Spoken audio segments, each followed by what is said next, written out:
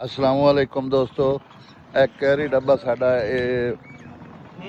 फरोख्त होने वाला पिया पर सेल है।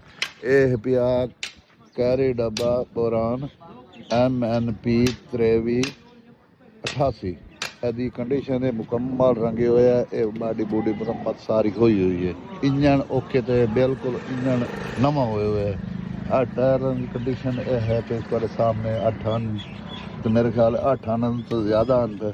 तो ये मुकम्मल रिव्यू है पिया तुहानू कराइंदा पिया। डब्बा जोड़ा पिया अर्जेंट विकाऊ है। यदी कीमत मालिक जोड़ा पिया 4 लाख मंगते खलन तो एंड मेरा ख्याल है वो सी 3.5 इत्थे हो गई सी, लेकिन वो मंगते 4 लाख खले।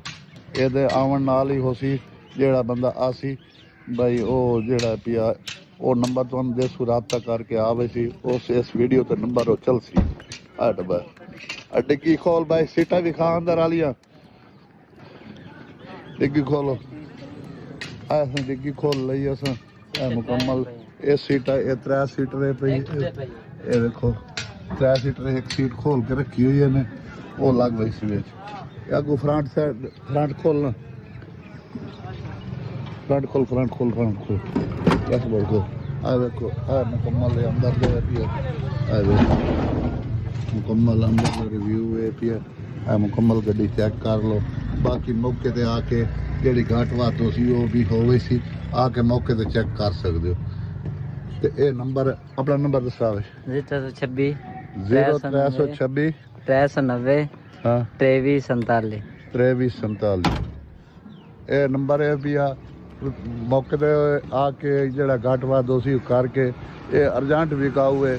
कोई दोस्त लवना चाहे आके लै सकता है। मती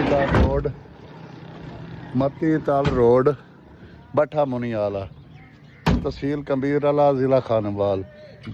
इधर नवा शहर तू आओ मती ताल वाले पासे या मुल्तान वाले पासे आसो तो अगू आ वैंदा बुलाकी वाला पुल। बुलाकी वाली पुल के नाल नज़दीक भट्ठा मुनियाला मशहूर मुरूफ स्टाप है। तो मुल्तान दे रू आओ मतीताल रोड ते अड्डा बलोचन दे अगू आ वैंदा भट्ठा मुनियाला। उत्थे आ वैसो तो इंशाअल्लाह तुहानू जेड़ा है ना भाई एक कैरी डब्बा हाजिर खला है। ये मौके ते ही खला है। ये जड़ा मौके ते विकाऊ है पिया ये बहुत अर्जेंट विकाऊ है। इस वास्ते असां चढ़ेंदे पे कोई धोखा नहीं, कोई ऐसी गल नहीं है। भाईजान बगैर बिला झझक तुस आ सकते हो। इसे दे नाल इस वीडियो का एंड करें। वीडियो के उत्ते स्क्रीन के उत्ते नंबर इंशाअल्लाह चला दे समय तो तुसां ते वेख लैसो, उस नंबर ते रब्ता कर लैसो।